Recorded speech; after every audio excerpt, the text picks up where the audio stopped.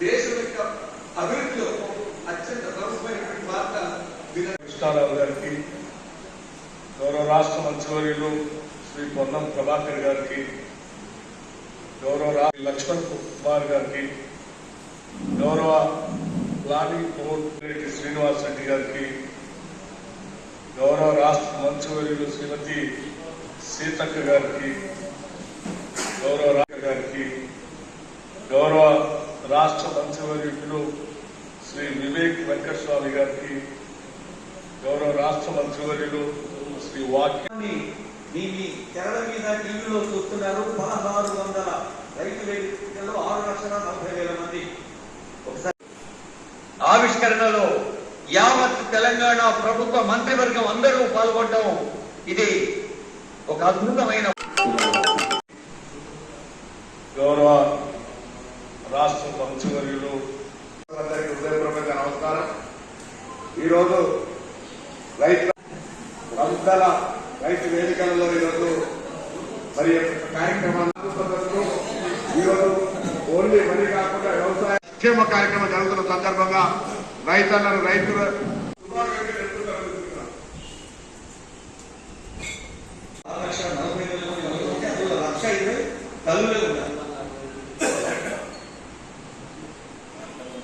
ఇలాంటి రైతు నేస్తం కార్యక్రమానికి ముఖ్య అతిథులుగా చేసినటువంటి గౌరవ వ్యవసాయం పండుగ అంటే ఏంటిదో మరి ఆనాడు కూడా రైతుల కళ్ళల్లో ఆనందం చూడాలన్నటువంటి లక్ష్యంతో ఈరోజు అనేక వరి ధాన్యానికి 500 బోనస్ కూడా ఇవ్వడం జరుగుతుంది. ఇవాళ దేశంలో ఉచితంలో జై జవాన్ జై కిసాన్ అనేటువంటి నినాదం ఇచ్చింది కూడా మరి కాంగ్రెస్ ప్రభుత్వం. ఇప్పుడు గౌరవనీయులైన ప్రజాపాలన ప్రభుత్వ నేత రేవంత్ రెడ్డి గారి చరిత్ర రైతులు ఆదుకున్న చరిత్ర మారి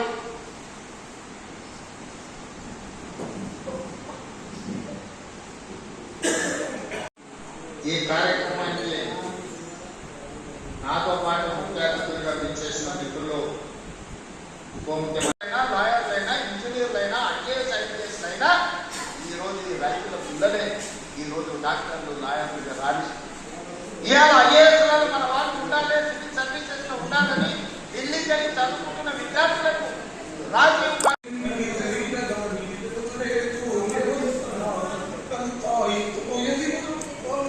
రాజుగా చేయడమే కాదు వ్యవసాయాన్ని పండుగ చేయాలన్న ఉప్పు సంకల్పంతో చేస్తున్న ప్రయత్నాన్ని ఆశీర్వదించడానికి విచ్చేసిన రైతాంగ సోదరులందరికీ కూడా మనస్ఫూర్తిగా కృతజ్ఞతలు ధన్యవాదాలు తెలియజేస్తున్నాం. మిత్రులారా, మీకు అందరికీ తెలుసు ఈ రాష్ట్రంలో ఈ దేశంలో ఎవరు ప్రజాప్రతినిధిగా ఎన్నిక కావాలన్నా ఎవరు ప్రభుత్వాన్ని ఏర్పాటు చేయాలన్నా రైతుల యొక్క ఆశీర్వాదము రైతులకు చేయదని అందించకపోతే ఎవరు అధికార పీఠంలో కూర్చోలేరు అని చెప్పి వేదిక మీద నేను ఖచ్చితంగా చెప్పదలుచుకున్నాను.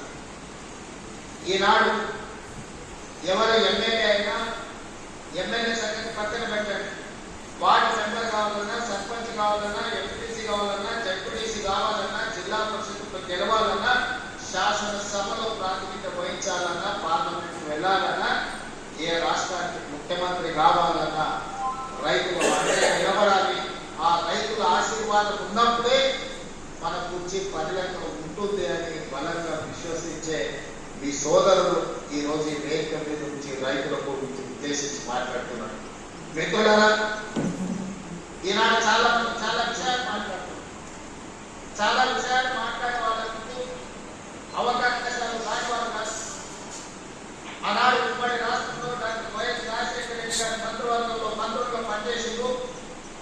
ఆ తర్వాత తెలంగాణ రాష్ట్రంలో 10 సంవత్సరాలు ప్రభుత్వాన్ని నడిపిన వాళ్ళే ఇవాళ 18 నెలలు తిరగక ముందే ఈ ప్రభుత్వాన్ని నిందిస్తూ దూషిస్తూ వీధి నాటకాలతో బయలుదేరి ఇవాళ తెలంగాణ రాష్ట్ర రైతాంగాన్ని నేను ఈ వేదిక నుంచి విజ్ఞప్తి చేస్తూ తెలంగాణలో ప్రజాప్రభుత్వం ఇందిరమ్మ రాజ్యం ఏర్పడిన తర్వాత గతంలో రైతు రుణమాఫీ గురించి మీకు తెలుసు. 2014 రైతు రుణమాఫీ గురించి మీకు తెలుసు.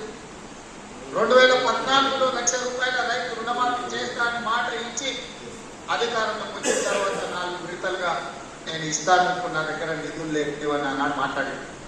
4 విడతలుగా అసలు కంటే మిత్తి తడిసి మోపడై నెత్తి మీద అప్పు చేతులు చిప్పవచ్చే పరిస్థితి రైతులకు ఏర్పడ్డది అన్నాడు.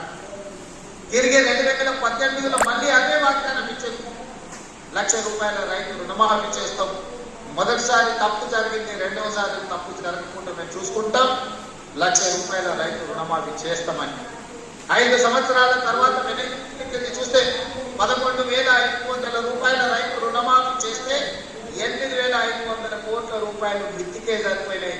3,000 చిల్లర మాత్రమే ఆనాడు రైతులకు రుణమాఫీ చేసింది.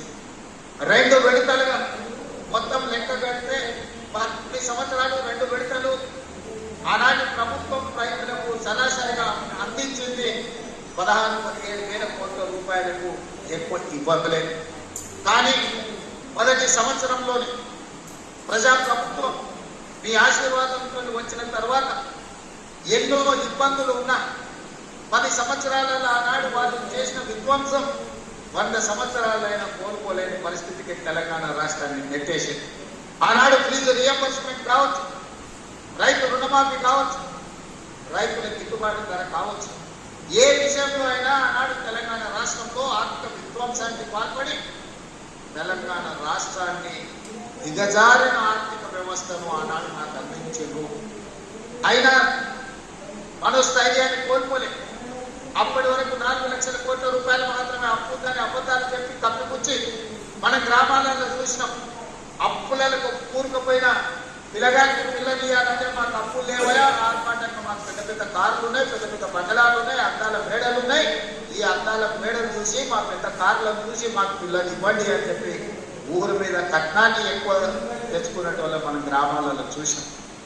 ఈరోజు అడిపల్లి గ్రామంలో రైతు నేస్తం కార్యక్రమంలో మరి ఎండిఓ గారు, అదేవిధంగా అగ్రికల్చర్ మార్కెట్ మన మండల్ చైర్మన్స్, డైరెక్టర్స్, మళ్ళీ విలేజ్ కాంగ్రెస్ లీడర్స్ కూడా పాల్గొనడం జరిగింది. ఈ వేదికలో మరి రైతు సోదరిమణులు, రైతులు కూడా పాల్గొనడం జరిగింది. మరి అందరికీ కూడా నా యొక్క నమస్కారం తెలియజేస్తున్నాను. మరి ముఖ్యంగా కాంగ్రెస్ ప్రభుత్వం వచ్చిన తర్వాత సీఎం రేవంత్ రెడ్డి గారు మరి రైతుల పట్ల చాలా శ్రద్ధ వహించి రైతులకు రైతు రుణమాఫీ, రైతు భరోసా, అదేవిధంగా ఇప్పుడు రైతు